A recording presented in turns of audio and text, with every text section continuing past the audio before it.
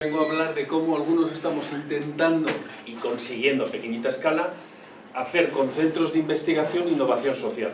O sea, lo que tiene que ver realmente con la agroecología, que es volver a ver cómo pensamos la relación entre el consumidor y el productor, los recursos que le sobran en los hogares a los consumidores, cómo pueden volver para abonar y alimentar a la tierra que nos alimenta. Entonces estamos haciendo algo así como, algunos perversos dirían ingeniería social, pero realmente lo que es innovación social de base agroecológica. Trabajo en una asociación que se llama Economías Bioregionales, junto con mi compañera Mónica y otras varias personas, y estamos ahora mismo desarrollando, asociados a 4 grupos operativos en la Comunidad de Madrid.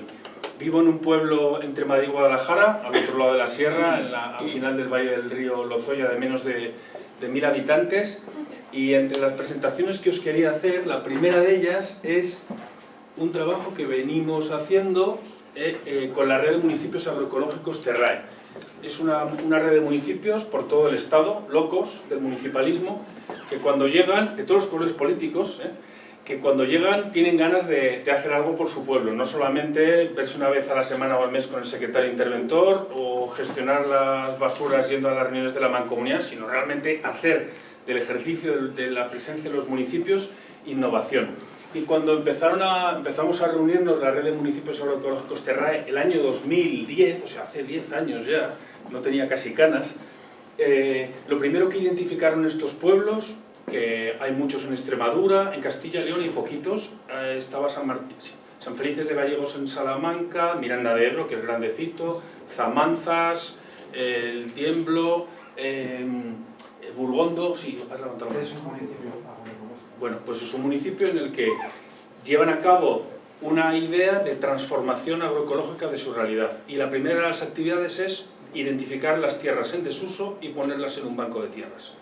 Muchos de estos pueblos tienen, Miranda de Ebro, colectivos desfavorecidos, desempleados vinculados a Cáritas, porque el desempleo en una ciudad descompuesta desde lo ferroviario y con poca actividad industrial, se buscan tierras del ayuntamiento y Cáritas hace lo que en Madrid le llamamos un agrolab. El método Terrae lo diseñamos. Y es un sitio donde la gente aprende en 50 metros cuadrados a producir hortalizas. Si se encuentran en condiciones para alimento, para autoconsumo, 50 metros cuadrados de autoconsumo, con una libreta alfabetización agroecológica. Si lo han hecho bien, pasan a una segunda fase en la que se les buscan consumidores, que pueden ser gente vinculada a Cáritas, o pueden ser un AMPA, o puede ser un restaurante.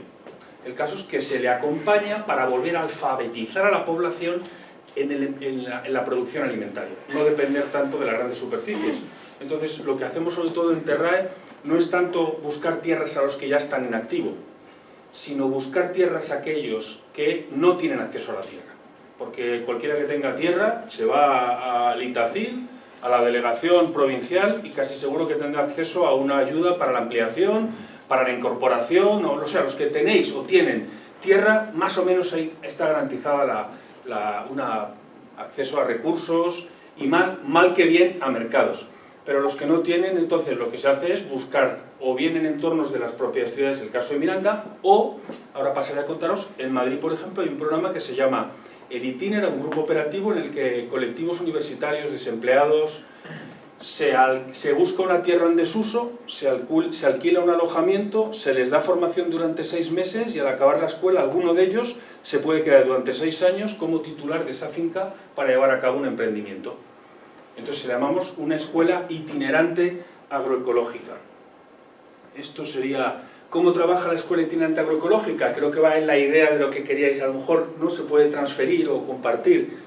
Hablamos de comunidades de salida cuando hay un colectivo en ciudades, hay sitios donde hay desempleos del 40% en barrios de Madrid, de jóvenes, desempleo juvenil. El de adultos puede estar por debajo. Se dan oportunidades de que salgan de la ciudad, se vayan a un pueblo que tiene la decisión política de que hay tierras en desuso y acoger a gente que venga a trabajar en clave agroecológica.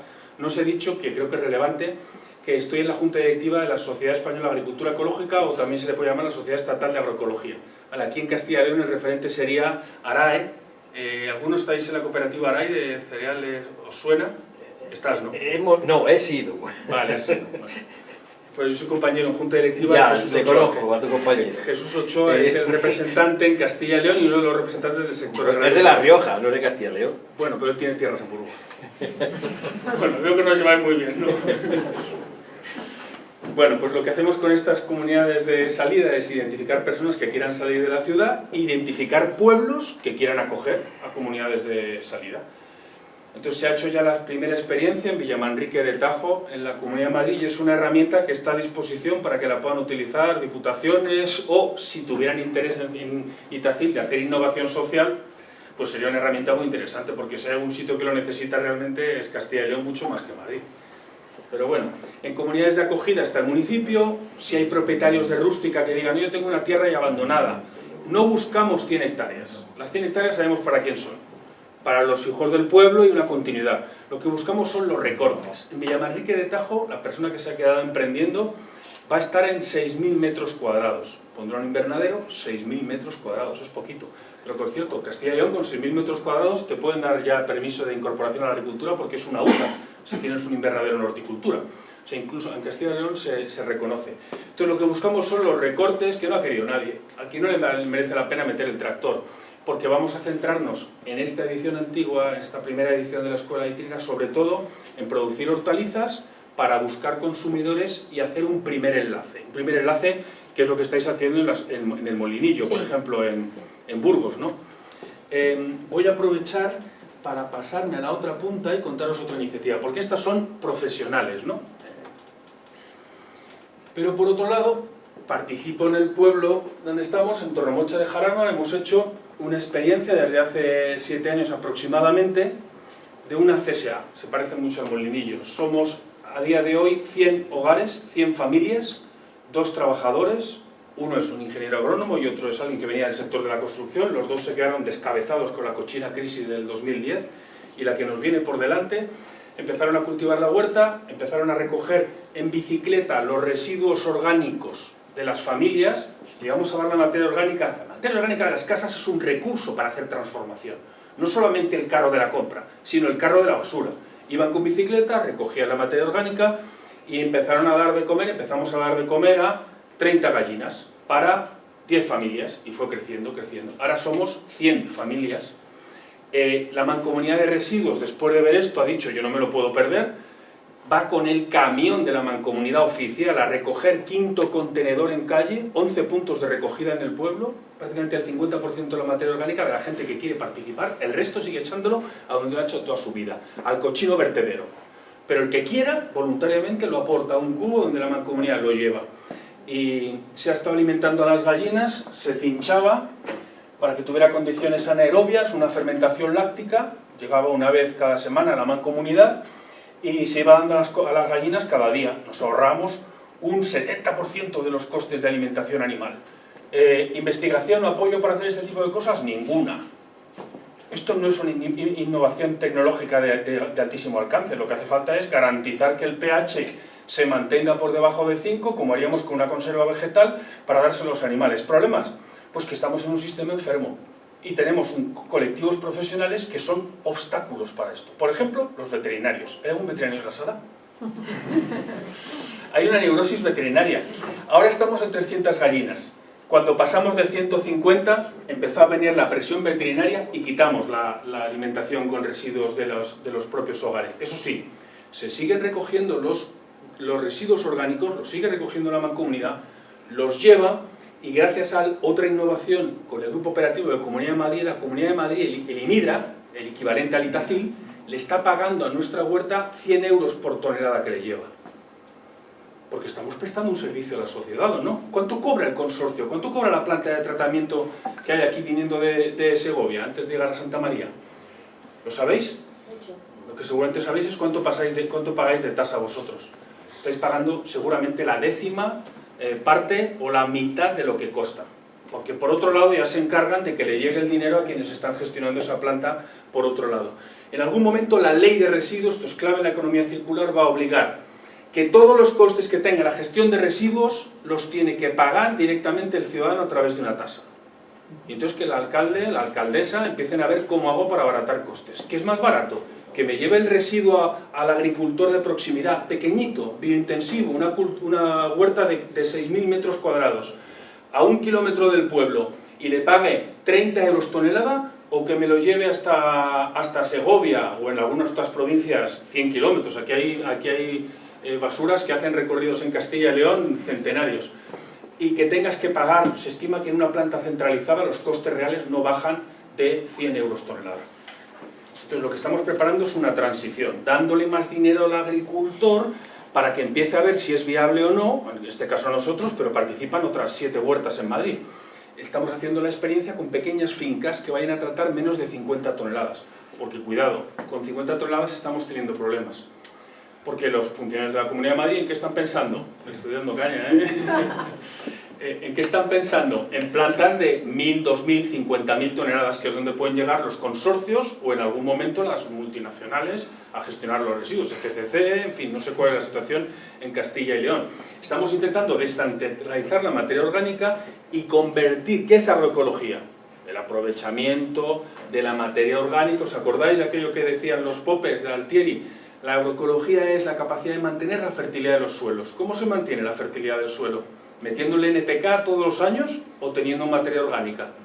¿Cuánta materia orgánica tienen vuestros suelos? ¿2, un 3, un 4%? Ni de casualidad. Seguramente estarán en... Si sois convencional, ¿cuánto tiene la tuya? Bueno, yo soy ecológico. Lo sé, lo he dicho. No llega al 2. No llega al 2. Pero a que tú que estás en ecológico eres consciente de que si pudieras subir hasta un 3,5% mejoraría muchísimo tu rendimiento. Por supuesto. Pues necesitamos materia orgánica y la estamos llevando a un cochino vertedero. ¿Somos tontos? Sí. Como colectivo, como civilización, somos tontos. Pues pequeñas iniciativas de estas, a esto es a lo que le estamos llamando, os propongo llamarle doble enlace. De manera que, ¿cuántos participáis ya en grupos de consumo? ¿Como consumidores o como proveedores a los grupos de Segovia o de Madrid? Como consumidor o como proveedor, Madrid o Burgos, da igual. Que tenéis la experiencia de lo que significa el acortamiento de cadenas y la relación directa entre productor y consumidor. Bastante. Entonces lo que tenemos ahora mismo es un enlace. ¿Me permites? Este enlace es tú produces y yo te compro, ¿de acuerdo? Primer enlace. Y el otro, requerimos mucho para poner un contenedor cinchado cuando vayamos a recoger la cesta y hacer el doble enlace, que es el ecológico, que mis residuos de casa no vayan al vertedero, sino que vayan a tu huerta para que tú los compostes y alimentar a la tierra que nos alimenta. Esas son algunas de las estrategias de transformación que pueden suponer revoluciones. Son un poco provocadoras, pero en Madrid, el mismo color político y una situación parecida, hablamos con el mismo más o menos deje, se está consiguiendo con el Instituto Madrileño de Desarrollo Rural, y nuestro objetivo es que se transfiera a través de este centro de investigación a otras comunidades autónomas de alrededor. Es una huerta que, esta foto es antigua, es cuando todavía se podían llevar los contenedores cinchados de basura. Tenemos ahora mismo 3 lotes de 100 gallinas que se van moviendo por la huerta. Cuando se levanta la cosecha, pasa el gallinero móvil con un pastor eléctrico, que lo ves ahí en los extremos, y se va cambiando de lote. Nuestra asociación se llama Vega de Jarama. Hay 2 UTAs, ¿sabéis lo que es la UTA? Unidad de Trabajo Agrícola, o sea, un puesto de trabajo, hay 2 puestos de trabajo, y el tercero, con menos de 2 hectáreas tenemos 3 puestos de trabajo, el tercero lo hacemos los voluntarios. Fines de semana te toca, porque los trabajadores descansan, y nos toca a nosotros ir a cuidar las gallinas. Los viernes las cestas las hacen los voluntarios, los viernes las cestas entregan los voluntarios. Entonces, esta es otra de las características de la agroecología. Es muy duro cuando la agroecología carga solo sobre el trabajador agrícola, sobre el emprendedor agrícola, sobre el empresario agroecológico. Es imprescindible para la viabilidad de estas pequeñas iniciativas que entendamos que el consumidor tenemos que aportar. Tenemos que aportar nuestros residuos, tenemos que aportar horas de voluntariado. Muchos lo hacemos, ya lo sabéis, pero quería explicitarlo como parte de la transición. Un productor ecológico certificado puede venderle a un intermediario y que se vaya a donde sea una buena industria. Pero una de las claves está en el acortamiento y que el 100% de lo que paga el consumidor lo reciba el agricultor. Esa es otra de las cosas que estamos trabajando en el grupo operativo que le llamamos Kilómetro Región en Madrid. Esto es la imagen del grupo de consumo los viernes cuando se reparte.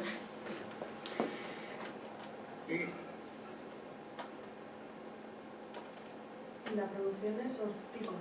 La producción es hortícola y gallinas ponedoras, porque teníamos pollos, pero al veterinario le entró una neurosis que le duraba mucho tiempo. Entonces dijimos una de dos: si mantenemos las gallinas vamos a hacer que empeore de salud el veterinario. Entonces la decisión fue, entonces quitamos los pollos, porque pollos y gallinas son incompatibles. O sea, tú pones pollos y gallinas juntas y puede haber un vector de contaminación. Por cierto, hablando de probióticos y prebióticos, no hay mejor manera de prevenir enfermedades como la salmonelosis o la legionela en gallineros que hacer compost cerca. El compost es un probiótico y un prebiótico magnífico para el suelo y para los animales que escarban o que se relacionan con el compost. Bueno, estamos haciendo las claves de los retos de sostenibilidad del planeta, cómo lo estamos pasando al enfoque de las políticas de desarrollo rural, hacer innovación para ver si alguna de estas cosas se les pega. Primero, tenemos que repensar los procesos de población y en concreto tenemos que establecer políticas activas de repoblación. Aquí ahora mismo tenemos un servicio público de empleo. Pues tontos seríamos si dentro de 5 años, vamos a darles margen, la década decisiva que empieza el mes que viene, mañana empezará el mes que viene, tenemos que tener un servicio en el que la gente que quiera salir de entornos urbanos pueda tener acceso a la tierra y a un acompañamiento, porque ¿cómo de activas están las escuelas de capacitación agraria en Castilla y León? Yo recuerdo algunas vacías, cerradas, es una cosa crítica. Suelo disponible, bueno, pues porque el modelo de formación profesional agraria convencional no tiene demanda. ¿Por qué no ensayamos una escuela en la que cuando está la tierra el alumno desempleado o emprendedor? En muchos casos hemos tenido gente que ha dejado su trabajo en la industria automovilística, porque tenían claro que su vocación era ir al campo, que la vida no está en la ciudad ni en la industria. Entonces dejaban su trabajo y se han ido a un sitio donde, si tenían tierra y formación, se le acompañaba hasta donde se podía para que tuvieran acceso a consumidores y se consolidan como agricultores. La escuela, bastaría con que hubiera una escuela itinerante agroecológica en Castilla y León. Nosotros lo que hacemos es preguntamos a todos los municipios: ¿quién quiere candidatarse para ser acoger? ¿Qué ofreces? Hay una vivienda, hay suelo, hay cuál es el precio que pones a la vivienda de alquiler, y la escuela se va moviendo y cada vez que hay una edición dejas a 1 o 2 personas en ese municipio y luego te vas a otro municipio. Es un cambio, la escuela se mueve porque la clave está en el acceso a la tierra en este momento histórico. La tierra está acaparándose. Por otro lado, tenemos que reducir las emisiones de gases de efecto invernadero, discurso de mitigar, adaptar, anticipar, que nos van a bombardear bien durante las próximas semanas. A algunos nos va a venir bien oírlos. Otra de las cosas que tenemos que hacer es reconquistar el sector agroalimentario. La agroecología es una manera completamente distinta de enfocar la alimentación de proximidad con alimentos frescos y de temporada. Si me da tiempo os comentaré alguna cosa más sobre esto. Y refinanciación. Una de las innovaciones que hemos hecho es con dinero del IMIDRA, o sea, del equivalente al Itacil, a ver si se les pega algo. Hemos ido a la Fundación Triodos. La Fundación Triodos ha emitido un match funding. ¿Sabéis lo que es un crowdfunding? Las financiaciones comunitarias, como la que nos han planteado de Molinillo de Burgos. Bueno, pues un match es cuando más o menos el 50% del dinero lo pone la administración. Es pesado conseguir una ayuda en Castilla y León. Hay ayudas para circuitos cortos, para la venta directa, para el preconsumo, sí. Pues lo que se está explorando en Madrid es que con ese dinero que se ha puesto a disposición del match, los agricultores o productores o intermediarios del circuito corto que quieran, lo que consigan de crowd, la administración se lo dobla. Hay una entidad bancaria, para que no haya problemas. Pero en función de las precompras, de los prepagos, de la asociación que consigas con los consumidores, que es un trabajo de comercialización que debemos esperar en los procesos de cambio alimentario y agroecológico, la administración cree que no hay mejor criterio para dar ayudas que tú te hayas buscado consumidores y te lo dobla. Eso serían algunas de las líneas de innovación financiera. Los flujos urbanos-rurales, pues entran en las cestas de la compra. Tendremos que ser inteligentes para ver cómo hacemos que salgan los recursos de la ciudad. Aquí salen los de la chatarra, no, lo que creemos es la materia orgánica. Y bueno, y una cuestión yo creo que importante, paso ahora con algunas cuestiones de teoría, porque he preferido adelantar las experiencias, son los riesgos del sistema alimentario convencional. Hay una correlación entre el precio de los alimentos, que por cierto no los marca Bruselas, el precio de los alimentos los marca la Bolsa de Chicago, entre el índice del precio de los alimentos en el planeta, esto es desde el año 60 y pico hasta la crisis en que se produjo una subida importante del precio y las crisis en el norte de África y en todo el mundo del año 2010 y la primavera del 2011, ¿os acordáis? Una correlación directa con el precio del petróleo. La mayor parte de las producciones alimentarias se les podría llamar, esto me recuerda al mito de la caverna, petroagricultura, porque son totalmente dependientes del petróleo. Porque un kilo de fertilizante de síntesis, un NPK, dependiendo de dónde se haga, puede tener entre 3 y 7 kilos de petróleo equivalentes para fabricar ese NPK. Hace falta mucha energía para coger el nitrógeno de la atmósfera y convertirlo en un nitrato y fijarlo en el suelo, que por cierto, al mes se nos ha ido en forma de óxidos nitrosos con 200 veces más efecto invernadero que un CO2. La contrapropuesta es muchísima más materia orgánica en el suelo. La dependencia del petróleo hace que los alimentos suban en cuanto sube el precio de la energía. Y esta es una de las claves de los procesos de transición agroecológica. En la medida de lo posible, podemos reducir el número de labores que hacemos en la tierra. ¿Se puede reducir? ¿Tú podrías reducir o ya has reducido muchas? Es difícil. ¿Cuántas haces? ¿3? Es que la climatología... Este señor es agricultor también. Por aquí Como te he dicho que hacías ecológico... La climatología influye mucho si tienes que dar 2 o 3 mínimo. Porque te dan 4. Del tipo de labores que se hacen. Las labores en ecológico no son iguales que en convencional. Se gasta más tiempo, pero se invierte menos gasoil y eso se nota. Y menos hierro, digamos. Esa es parte de la transición, la reducción de la dependencia del petróleo. ¿Conocéis el concepto de tasa de retorno energético? Pero conocéis el funcionamiento de una empresa, los euros que entran y los euros que salen. Eso duele, ¿no? ¿Cuántos euros te entran al cabo del año y cuántos euros han salido? Las cuentas salen así muchas veces en el sector agrario.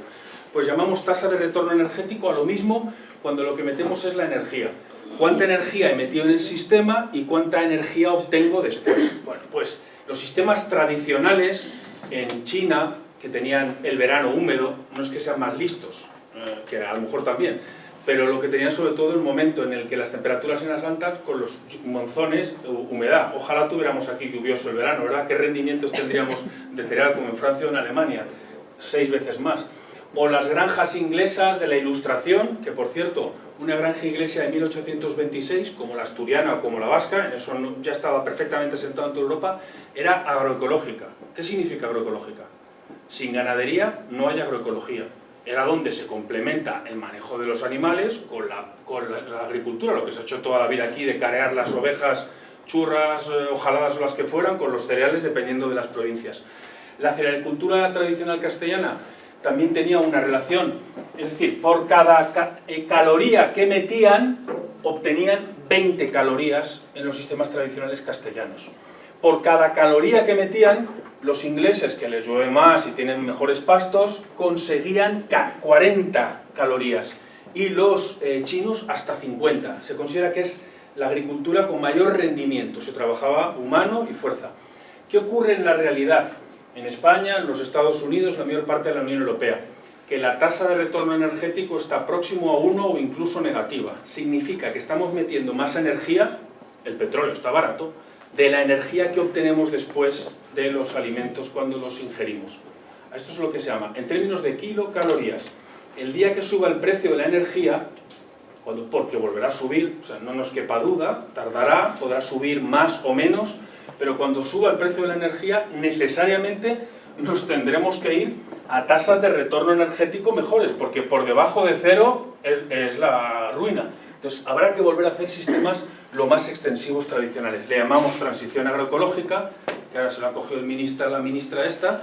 El término transición es lo malo, cada vez las cazan más al vuelo los políticos, lo meten en un ministerio que sigue haciendo más o menos lo mismo que ha hecho toda la vida, pero le llama transición ecológica. Pues la transición agroecológica es cómo podemos reducir la dependencia de los combustibles fósiles, volver a utilizar la materia orgánica para alimentar a la tierra que nos alimenta. Perdonad que os ponga una transparencia francesa, en francés, pero se entiende muy rápido. Es porque son más espabilados haciendo infografía. no sé en otras cosas. Su agricultura también les va mejor, pero son más espabilados haciendo infografía. Y lo que nos representan aquí, el Ministerio y las consultoras del sector tienen los mismos datos en España. Es que el coste en amarillo de los insumos que tiene que pagar el agricultor, el gasóleo, ¿cuánto tienes que pagar para bombear? ¿Alguno tenéis remolacha en Tierra de Pinares? La hemos tenido. La habéis tenido, la habéis cerrado ya, ¿no? También.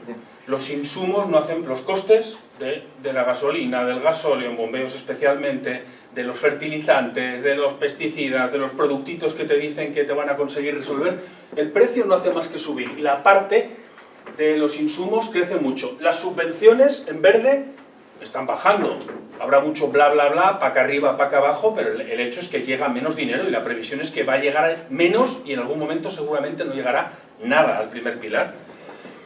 Con lo que los ingresos netos del agricultor eran muy bajitos, éramos pobres en los 60, que agricultura más cochina, mejoraron durante la transición, años 80 a 90, y al llegar al año 2000-2005, ¡pagaracam!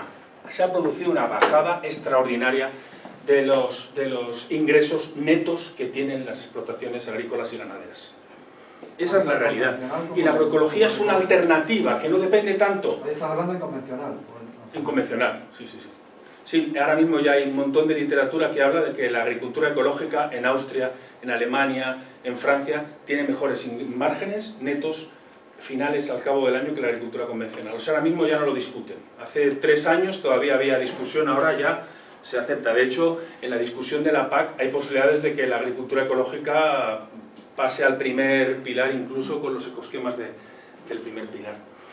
Y el sector agrario, como todo, tiene 2 dimensiones, ¿no? 2 hemisferios. El hemisferio izquierdo, que es para cuestiones más racionales, y el hemisferio derecho, que es para cuestiones más emocionales, o más sociales, es donde están las neuronas espejo. Y si esto lo llevamos al sector agroalimentario, pues ahora mismo tenemos una partición de disco duro. ¿Qué ocurre ahora mismo entre mi discurso y el discurso de los que dirigen el Itacil?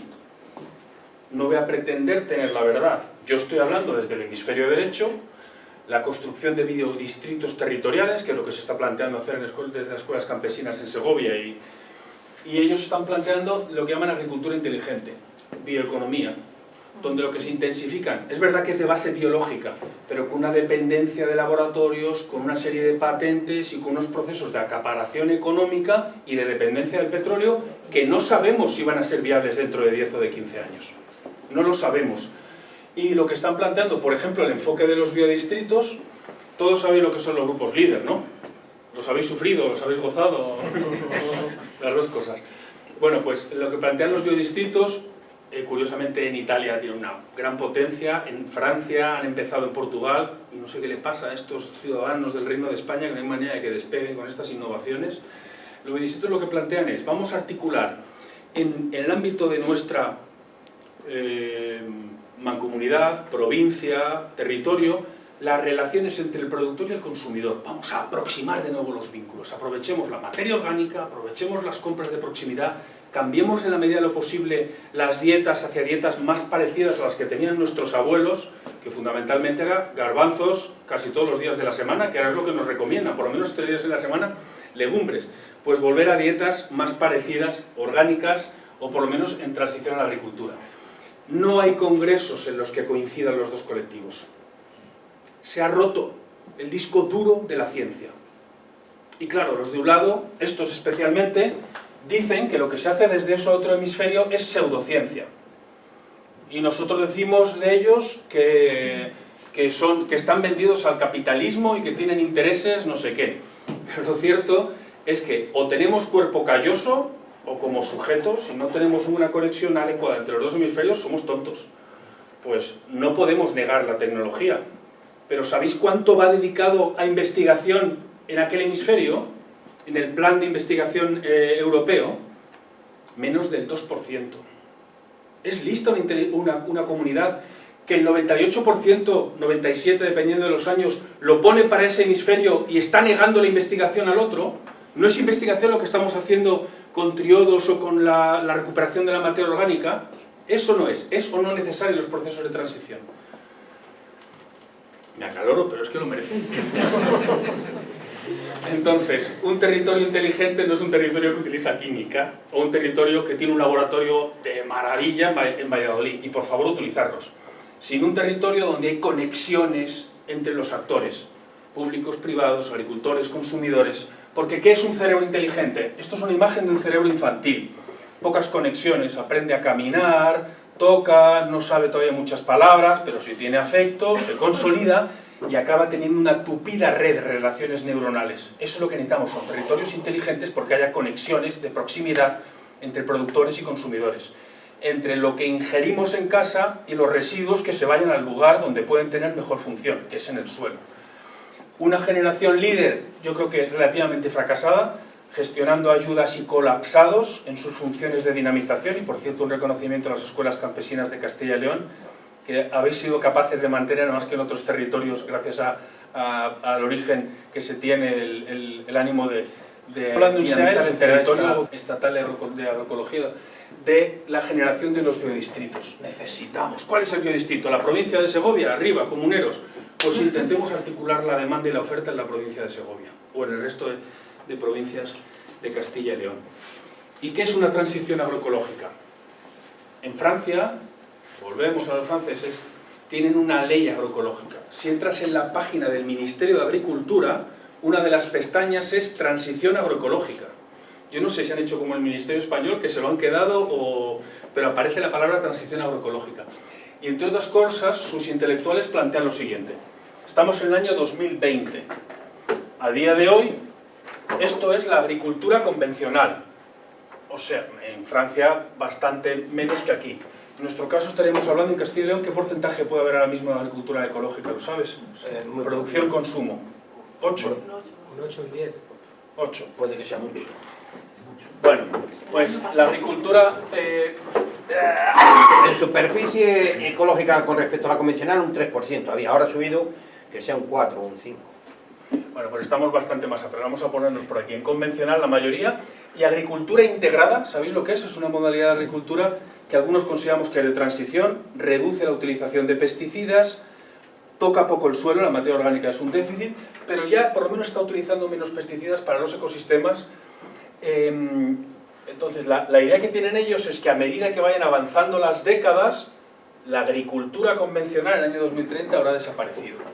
Y la ley francesa, lo que está diciendo a los colegios ya, a las colectividades, por ley, en todo el Estado, es el 20% de las compras tienen que ser de productos ecológicos. O sea, obliga a las colectividades a que compren producto ecológico. El problema es que lo hacen por facturación. Y entonces la gente se está yendo a comprar chocolatinas, no están poniéndolo en cereales o en legumbres, pero bueno es. La agricultura integrada, esta que reduce, está aumentando y ganando terreno, pero también va a tener un techo, porque la idea es que hay una segunda transición, en la que la agricultura biológica certificada, la del sello, irá creciendo.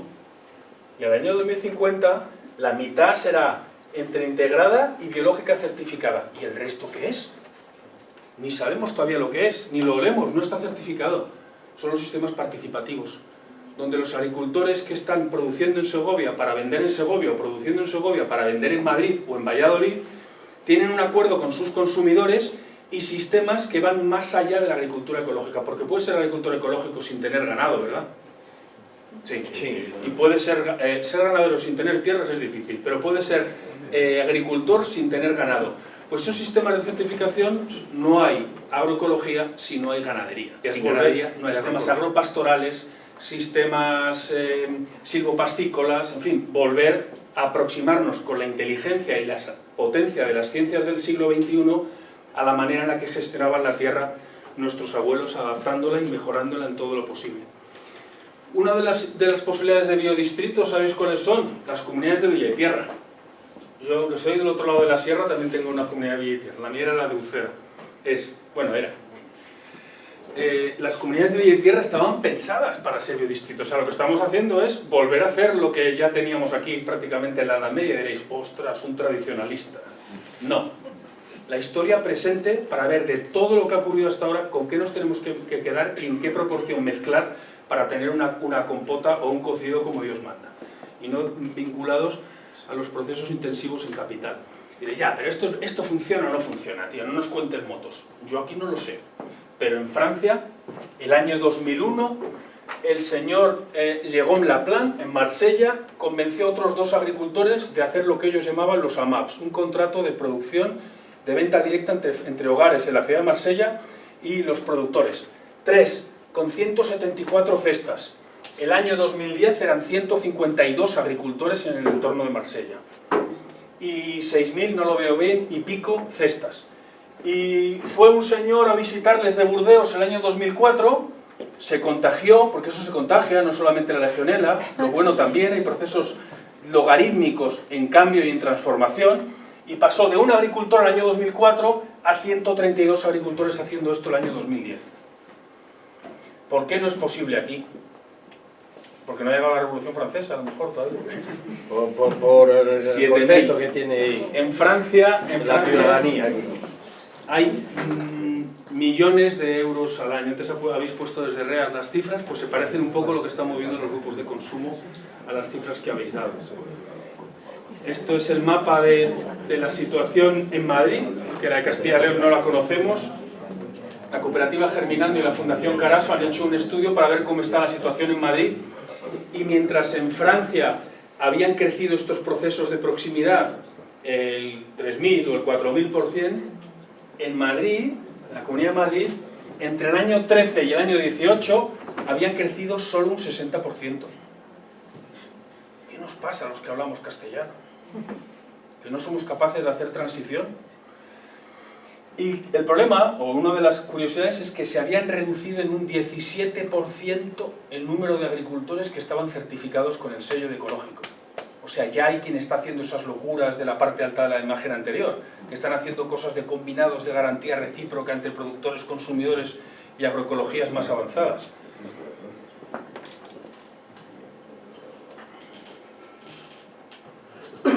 Bueno, creo que ando mal de tiempo, ¿verdad? Vamos fatal, pero... Pues 7 y 5, pues ya está. Yo creo que la idea está trasladada. Podemos seguir hablando de ello, que es la idea, ¿no? Ahora empezar a hablar de todo ello, empezar a preguntarles, empezar a levantaros. Yo creo que lo primero que tenéis que hacer es tomaros un café y comer algo, estar al otro lado de la cortina, ¿verdad? Y nos vamos moviendo, vais echando un vistazo a todo esto, vais echando un vistazo ahora a lo que voy a poner para que empecéis a participar o con el móvil, o ya veo que por ahí preferís hablar, así que también vale. Pasamos a tomar un café, si queréis. Un aplauso, Franco.